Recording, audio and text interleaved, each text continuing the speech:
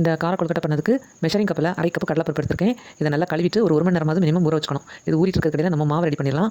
நான் இப்போ மெஷரிங் கப்பில் 3/4 கப்பு இடியாப்ப மாவு தான் எடுத்திருக்கேன். நீங்கள் கடையில் வாங்கக்கூடிய அரிசி மாவுனாலும் எடுத்துக்கலாம், இல்லை வீட்டில் பிடிச்சதுனாலும் பரவாயில்ல. நைஸ் மாவாக இருக்கணும். 3/4 கப்பு மாவு எடுத்திருக்கேன். நான் எடுத்த கடலைப்பருப்புக்கு அளவு 100 கிராம் வெயிட்டில், அரிசி மாவு வந்து 150 கிராம். இதுதான் நான் இப்போ எடுத்துருக்க அளவு. இப்போது அதே மெஷரிங் கப்பில் 1 கப்பு தண்ணி ஊற்றிருக்கேன். அதாவது அரை கப்பில் 2 கப்பு தண்ணி, அப்படின்னா 1 கப். மாவில் கொஞ்சமாக உப்பும் வாசத்துக்காக கொஞ்சம் நெய்யும் ஊற்றிக்கலாம். தண்ணி நல்லா கொதிக்கணும். கொதிச்ச பிறகு இந்த தண்ணியை எடுத்து நல்லா சூடாகவே மாவில் ஊற்றி நல்லா மிக்ஸ் பண்ணி விடணும். எவ்வளோ சூடாக இருக்கிறதால கை வைக்க முடியாது, கரண்டி ஏதாவது வச்சு மிக்ஸ் பண்ணிக்கோங்க. மாவில் உப்பு போடும்போது பேருக்கு கொஞ்சமாக தான் உப்பு போடணும். நல்ல உப்பு தூக்கலாக போட்டால் சாப்பிட்றதுக்கு நல்லா இருக்காது. தண்ணி வந்து தேவைப்பட்டால் 2வது கொதிக்க வச்சு ஊற்றிக்கோங்க. எனக்கு இந்த தண்ணி கரெக்டாக தான் இருந்துச்சு. ஒரு மாவை பொறுத்து தண்ணிக்கு அளவு முன்ன பின்ன ஆகலாம். அதனால் உங்களுக்கு மாவுக்கு இல்லாட்டி கொஞ்சம் தண்ணி கூடுதலாகவே சூடாக்கி வச்சுட்டு தேவைக்கு ஊற்றிட்டு மிச்சம் வந்துனாக்கி நம்மளுக்கு பிரச்சனை இல்லை. அந்த மாதிரி கொஞ்சம் கூடுதலாகவே சூடாக்கி எடுத்துக்கோங்க. இப்போ நல்லா மிக்ஸ் பண்ணி வச்சு இதை அப்படியே மூடி வச்சிடலாம். மாவு ஊறிட்டு இருக்க நேரத்தில் நம்ம கடலைப்பருப்பை இனி வேக வச்சிடலாம். குக்கரில் ஊற வச்சிருந்த கடலைப்பருப்பில் தண்ணியெல்லாம் வடிச்சிட்டு போட்டுடலாம். போட்டுட்டு இது முங்கு அளவுக்கு தண்ணி ஊற்றிக்கலாம். தண்ணி ஊற்றிட்டு நான் இப்போ 1/2 கப் கடலைப்பருப்பு எடுத்துருக்கேன். அதுக்கு 1/2 டீஸ்பூன் உப்பு போட்டிருக்கேன். நீங்கள் உங்களுக்கு கணக்காக்கி உப்பு போட்டுக்கோங்க.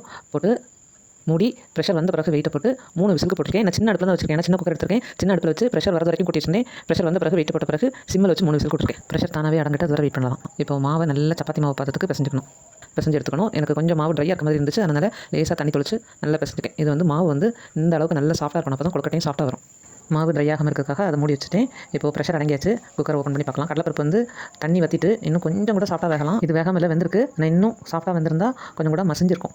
இப்போ அதை அப்படியே எடுத்து வச்சுட்டேன். ஒரு மிக்ஸி ஜாரில் ஒரு துண்டு இஞ்சி, 2 பச்சை மிளகாய் போட்டுட்டு, இந்த கடலைப்பருப்பு வந்து ரொம்ப சாஃப்ட்டாக வேகலை, உங்களுக்கு கொஞ்சம் கூட சாஃப்ட்டாக வேணும்னு நினச்சிங்கன்னா மிக்ஸி ஜாரில் போட்டு லைட்டாக பல்ஸில் ஒரு சுற்றி எடுத்துக்கோங்க. அதுக்கப்புறமா கொஞ்சமாக கருவேப்பிலையும் கட் பண்ணி போட்டுக்கணும். இதுக்கு கூடயே மல்லிக்கீரையும் கட் பண்ணி போட்டுக்கணும். இனி இதுக்கு கூடயே தேவையான அளவுக்கு தேங்காய் துருவலும் போட்டு நல்லா மிக்ஸ் பண்ணி வச்சிடலாம். மிக்ஸ் பண்ணிவிட்டு உருண்டை பிடிச்சி வச்சிடலாம். நீங்கள் வந்து பச்சை மிளகாய் உங்கள் காரத்துக்கு ஏற்ற மாதிரி போட்டுக்கோங்க. நான் போட்ட பச்சை மிளகாய் வந்து ரொம்ப காரம் இல்லை, அதனால தான் 2 போட்டேன். இப்போது எல்லாத்தையும் உருண்டை பிடிச்சி வச்சிடலாம். மாவையும் அதே மாதிரி உருண்டை பிடிச்சி வச்சிடலாம். இதில் வந்து மாவு கலவை நீங்கள் கடலைப்பருப்பு அளவுக்கே எடுத்தாச்சுன்னா கொஞ்சம் தின்னாக இருக்கும் கொழுக்கட்டை. இது வந்து கொஞ்சம் திக்காக இருக்கும். அந்த வித்தியாசம் தான் உண்டு. உங்களுக்கு எந்த மாதிரி வேணுமோ அந்த மாதிரி எடுத்துக்கோங்க.